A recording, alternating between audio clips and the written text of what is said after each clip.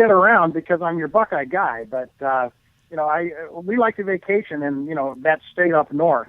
Oh, come on, man! Yeah, really? Like I say, this is just between you and me. Okay, don't let anybody else hear this. Okay. I mean, you don't stop there on your way to another state just to empty the bathroom on the camper. You mean you actually stay in the state? Yes, we actually do. So it's actually what we do. We go way up north, up on the UP, all the way up to the Lake Superior shoreline, and as far north as you can get in the state of Michigan, and up near Canada. Sit there on the Lake Superior shore, and with just me and my wife and my dog, and not a whole lot of other people. It's pretty isolated up there, and that's why we like it.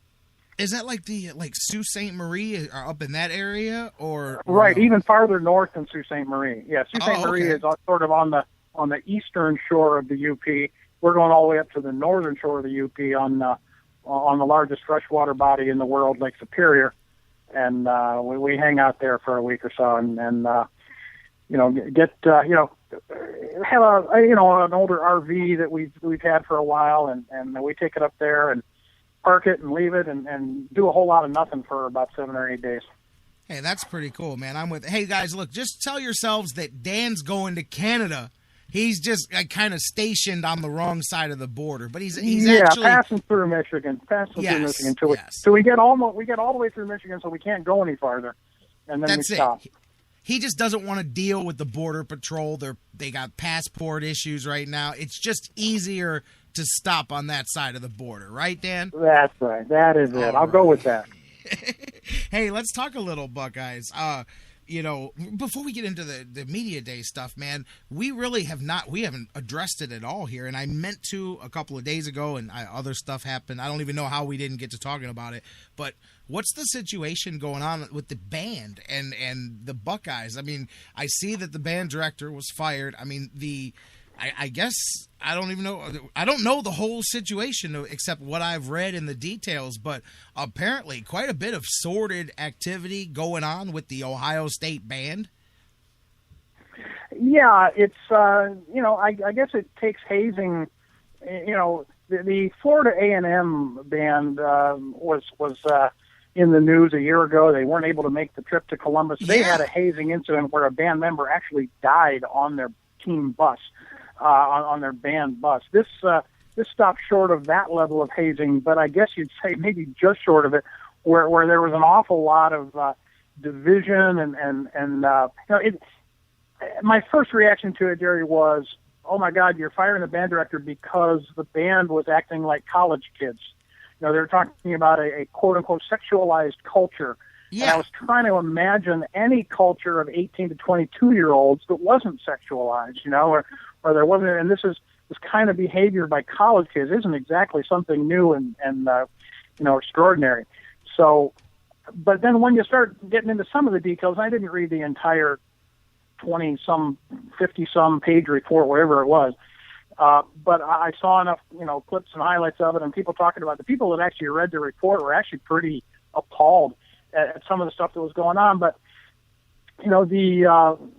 a lot of name calling, nickname giving.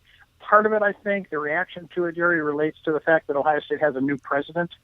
President Drake has taken over for D, and he's got his hand in this thing. And whether he's going to be a guy that's more sensitive to quote unquote political correctness, who knows? But you can't give a sexually oriented nickname to a kid in a band apparently anymore without, creating a quote unquote sexualized culture.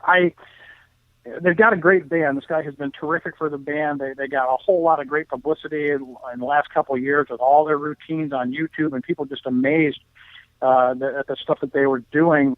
Those people that didn't get a chance to see them perform live, just some groundbreaking kinds of routines and techniques and motion that they use. It was just the stuff with the iPads and stuff. So, yeah, to see the guy get fired for essentially not disciplining enough or not keeping enough control over what his 18 to 22-year-old kids were up to in their spare time or on band time, just in terms of the hijinks that kids will get into, seems a little bit of a shame. And I don't know, like I said, didn't read all the nitty-gritty details, but, typical kind of college or fraternity-like hazing situations. But the keys seemed to me they were focusing on the sexualized nature of it, names that implied, sexual looseness or that implied homosexuality or that implied this, that, or the other thing. And kids get nicknames, and there are factions in the band, and there was a lot of division between this group and that group and cliquishness. Again, nothing groundbreaking, but troublesome enough, bothersome enough when the report surfaced that the president felt he had to act decisively, and so he went ahead and did it. But it's not approaching, the kind of things that put Florida A&M on the map for an actual death in their ranks because of, brutal physical hazing. This was not on that order. Well, see, I was hoping that you knew more than I did about this because I did not read the report. I read some of the recaps of it, and I'm kind of right with a lot of what you said, to the most part. And again, this is what I mean by reading the whole thing, and you haven't either, so we're both kind of a little dark on some of it. But most of it, I was right with you. Like, okay, well, that's what kids do when they're in college, like a lot of that stuff. And not making it, I'm not saying, hey, if you're in charge of some kids and you're standing there watching them, okay, maybe you should, say, we've gone too far. But, there is a lot of PC involved. But I didn't know because some of the stuff I'm like, okay, well, if my kid came to me and told me this, then maybe I'd be a little bit like, hey, what's going on here? Most of it, though, fit right with what you said. And I don't want anybody to hear this and think we're going, hey, it's okay, to just, do what you want and it's college and all that. I'm not saying that because there may be, and who knows, I'm probably going to have to sit down this weekend and read the whole thing myself because there may be stuff that we go, whoa, okay, this is way over the line. That's why I was hoping you had some more information than I did. Yeah, the one thing that they talked about in a lot of the reports was the tradition that they have one particular practice where the band practices in their underwear. Yes. And this is not something that's overseen or set up and monitored by the band director, but presumably he was there at least and was seeing what was going on. That's what I saw, So his failure to put a stop to some of the stuff, I guess, was what got him in hot water. That he should have said, hey, this isn't right, and I should have stepped in and stopped it.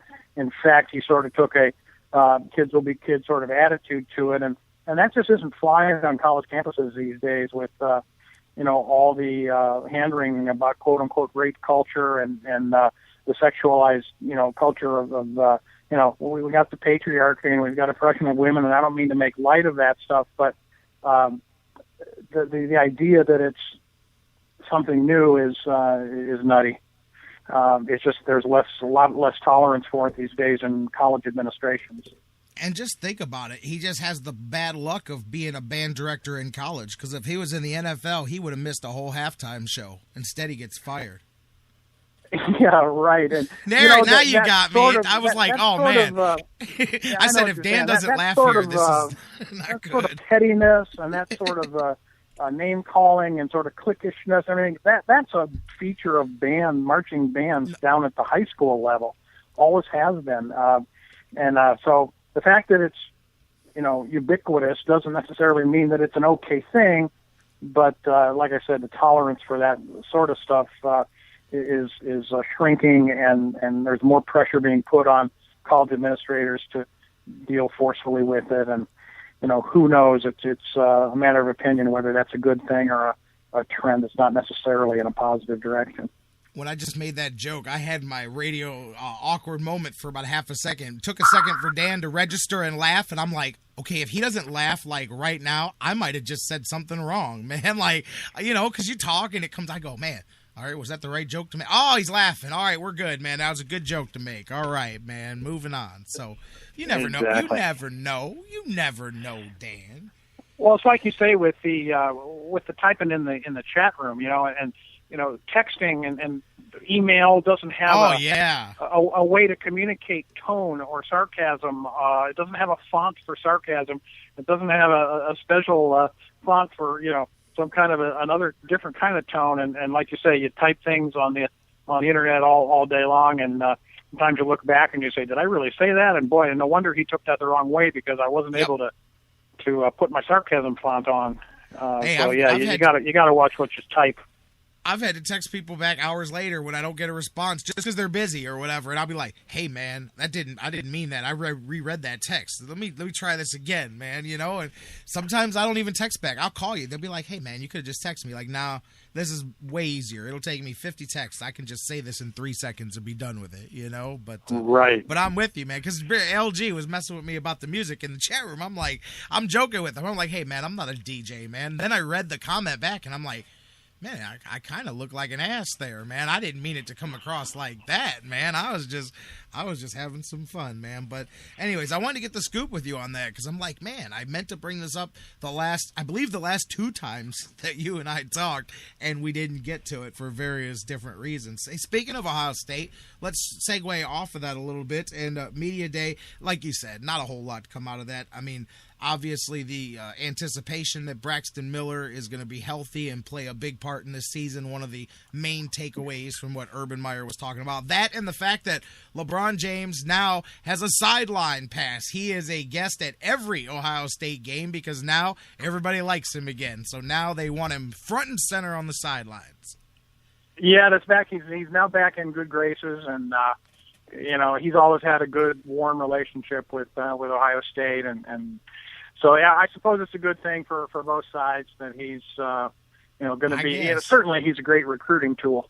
Oh yeah, for you have him down there on the sidelines. You bring a bunch of wide-eyed high school kids up to a game at the Horseshoe, and they're allowed to shake hands and chat it up with LeBron. That's a big deal. For high school kids, I'm sure Urban Meyer and probably Thad Matta too will be making use of that availability here as much as they possibly can, because it's obviously a good selling point. Oh, I would too. For those of you guys sitting out there going, who cares? It's the guy sitting up. No, if you're a high school kid, let me tell you, they're eyes wide. You're going, wow. You mean LeBron's going to be on the sidelines like for every game that I play at home? Man, Ohio State just got a whole lot more interesting, Yeah, that's true. And you put yourself in that situation. Anytime you get a chance to chill out, hang out on the sidelines with the best basketball player on the planet, that's a cool thing, and worth making the trip if you're from down south or if you're from out west. Going to be a highlight of the trip, something you can tell your grandchildren about. And like you said, as a recruiting tool, not just that, but if you're a guy with an ego, a football player, hey, that's more photo ops that you may be a part. That's more focus. Not that Ohio State needs much more focus, but like you said, a great recruiting tool for those high school kids. But the other thing, talking about obviously Braxton Miller, the word is he's 100%. He's rip-roaring and ready to go. His durability is going to be a key to this, the success of this upcoming season, obviously.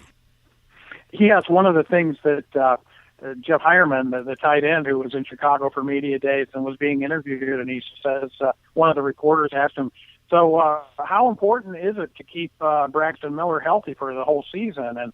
And his response was, ask the Cleveland Cavaliers how important it is to keep LeBron James healthy for the entire season. Yeah, I saw that. I thought it was a great line, and because it is just that important, if not more important, to the Ohio State Buckeyes to keep him up on 2 feet and playing, all 12 regular season games. Because Cardale Jones has won the backup quarterback job. Meyer has said that on a couple different occasions.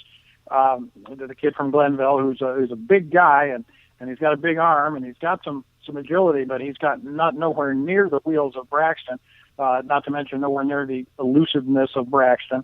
And he can run. He's about 245, 250 pounds. He's a big guy, but it's a whole different ballgame when he's on the field. And I think you're going to see an awful lot of running from the Buckeyes this year, but they're going to try to go 50-50.